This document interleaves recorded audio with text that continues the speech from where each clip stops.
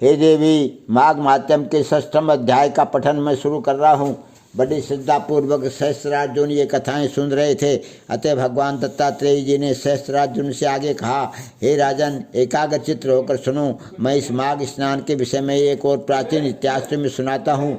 सत्ययुग में धन धान्य संपन्न अति श्रेष्ठ नैवेद्य नगर में कुबेर के समान धनी हिमकुंड नामक एक वैश्य निवास करता था। हिमकुंड अत्यंत कुलीन, धर्मात्मा तथा शुभ कार्य करने वाला था। उसने अपनी व्यवसाय बुद्धि से अनेकों प्रकार के व्यवसाय करके 8 करोड़ असरफियाँ एकत्रित कर ली थी। इतना धनार्जन करने के बावजूद इस संसार को क्षण भंगुर तथा नश्वर समझकर अपने उपार्जित धन के छठे भाग को ये वैश्य धर्म कार्यों पर व्यय करता था। वह प्रतिदिन देव पूजा तथा अतिथि सेवा किया करता था। इसी बीच उसे पुत्र उत्पन्न हुए। संतान प्राप्ति से वह बड़ा खुश हुआ। उसने बड़े पुत्र का नाम कुंडल और छोटे का नाम विकुंडल रखा। हिमकुंड ने दोनों पुत्रों को योग बनाया और उनकी यह अवस्था प्राप्त करते ही वह घर और व्यवसाय का सारा भार उन पर छोड़कर स्वयं विष्णु भक्ति करने का विचार करके वन में चला गया। हेमकुंड अनेकों वर्षों तक जप करने के पश्चात एक दिन अपना नश्वर शरीर त्याग कर स्वर्गलोक को चला गया। उधर हेमकुंड के प्रभु भक्ति के लिए वन गमन करने के पश्चात उसके दोनों पुत्र धन कुबेर होने के अभिमान में आकर मदोन्मत्त होकर निंदनीय आचरणों, पापाचारों तथा दुर्व्यसनों में लिप्त हो गए। दुर्व्यसनों में लिप्त होकर निंदनीय आचरण करते हुए वे अपनी माता का तिरस्कार करके अनादर करने के साथ साथ अपने से बड़ों, पूज्यों और श्रेष्ठ जनों का भी अपमान करने लगे थे। धर्म से पूर्णतः विमुख होकर वे दोनों ही पापाचारी, वैश्यागामी, मद्यपाई, जुआरी तथा परिस्त्रीगामी हो गए थे। वे दिन रात वैश्याओं के यहाँ उनके नृत्य संगीत में तथा मद्यपान में गुजारने लगे। ये पूरे वैभव और विलास से राशि ठाट बाट में रहते थे। तब उन्होंने अपना व्यवसाय भी बंद कर रखा था। पानी की तरह धन बहाते हुए वे पूर्ण स्वेच्छाचारी तथा निरंकुश जीवन जी रहे थे।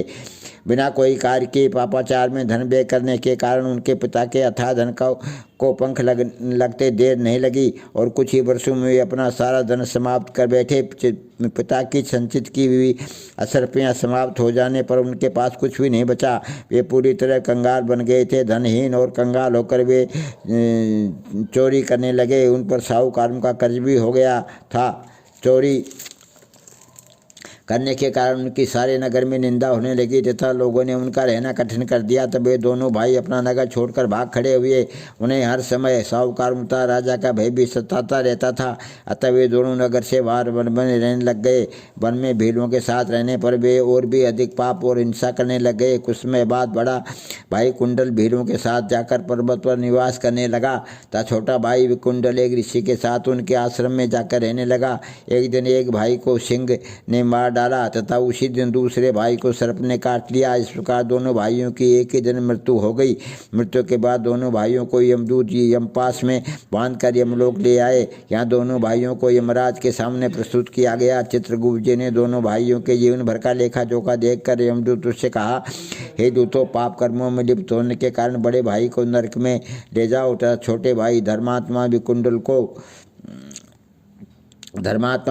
को स्वर्ग में ले जाकर दिव्य भोगों का उपभोग कराओ। चित्रगुप्त के आदेशानुसार यमदूत ने बड़े भाई कुंडल को नरक में डाल दिया। विकुंडल को एक दूत सुख भोग कराने के लिए स्वर्गलोक को लेकर चल दिया। समाप्त।